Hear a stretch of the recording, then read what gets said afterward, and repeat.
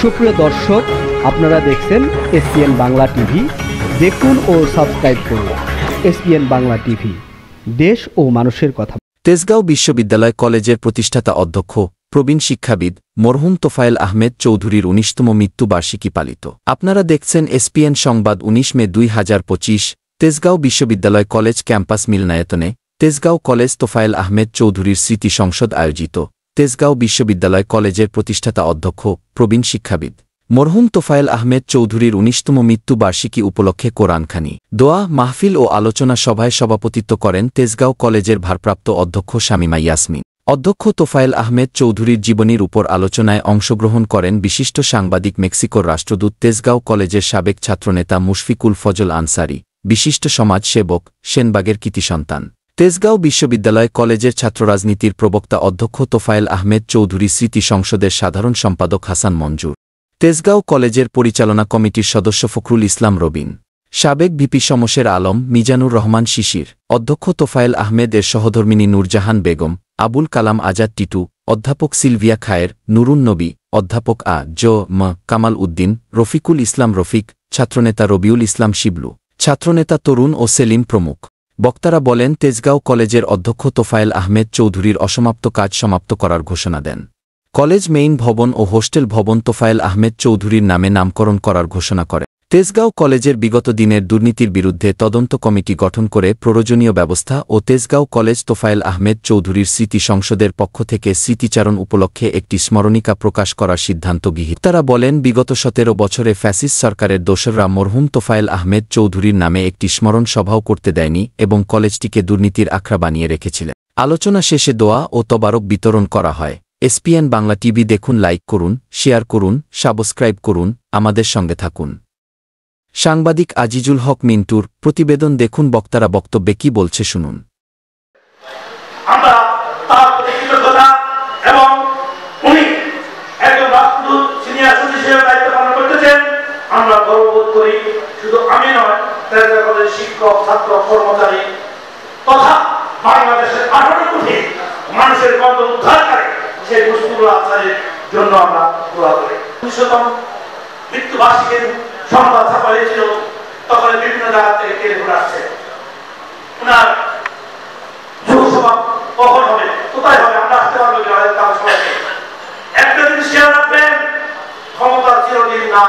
16 বছর অত্যাচার করেছে অনেক শিক্ষক, কর্মচারী, আপনারা অনেক নির্যাতিত হয়েছেন, অনেক আবার দাঁড়িয়ে করেছেন।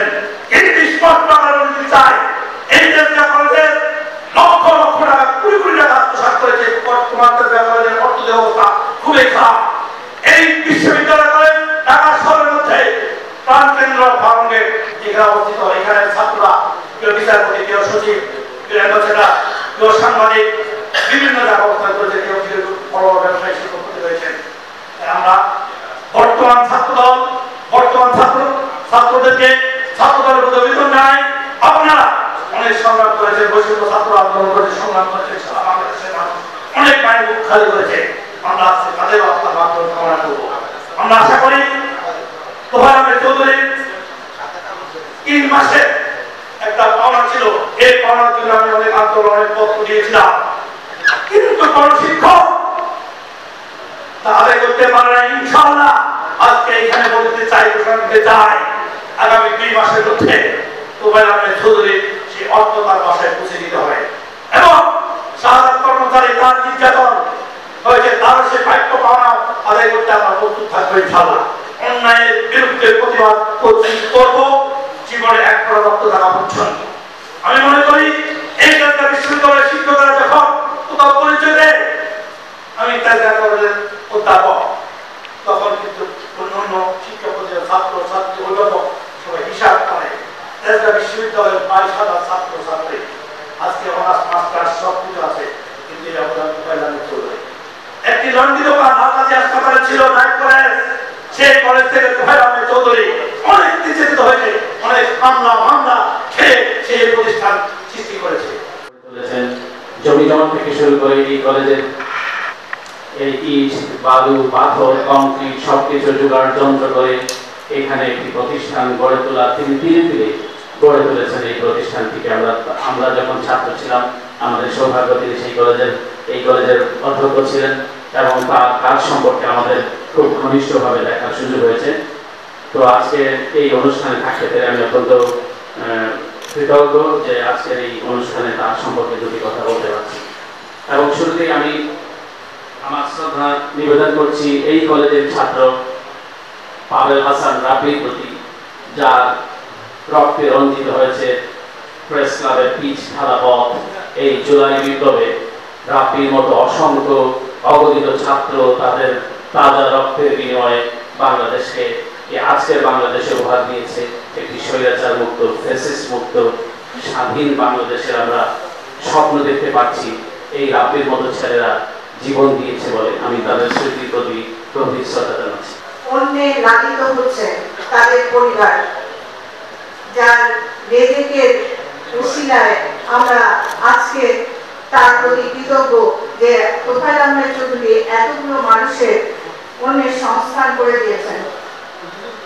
আজকে আমরা যদি তার জন্য দোয়া না করে দোহার তুলে তাহলে আমরা তাকে অশ্রদ্ধা করা হবে, এবং আমরা যদি আমরা তার যে আমাদের যে অন্য সেটার বিনিময়ে আমরা দোয়া না করলেও তিনি মহান আল্লাহ সুবহানাহু ওয়া তাআলার দরবারে প্রতিটি অন্যের দানের বিনিময়ে অবশ্যই আমাদের দোয়া তার কাছে কবুল হচ্ছে। আজকে আমাদের মাঝে উপস্থিত হয়েছেন তার সহধর্মিণী এবং তার নাতি। আমরা দোয়া করি তার পরিবার যেন এবং তিনি যেন সুস্থ থাকেন। ওনার সাথে তোফায়েল আহমেদ চৌধুরী, ওনার সাথে আমার পরিচয় আমার আব্বার সূত্রে। আমার আব্বা অধ্যক্ষ পরিষদের প্রেসিডেন্ট ছিলেন এবং আমার খুব সৌভাগ্য হয়েছিল যে খুব অল্প বয়স থেকে এবং এই বিভিন্ন প্রিন্সিপাল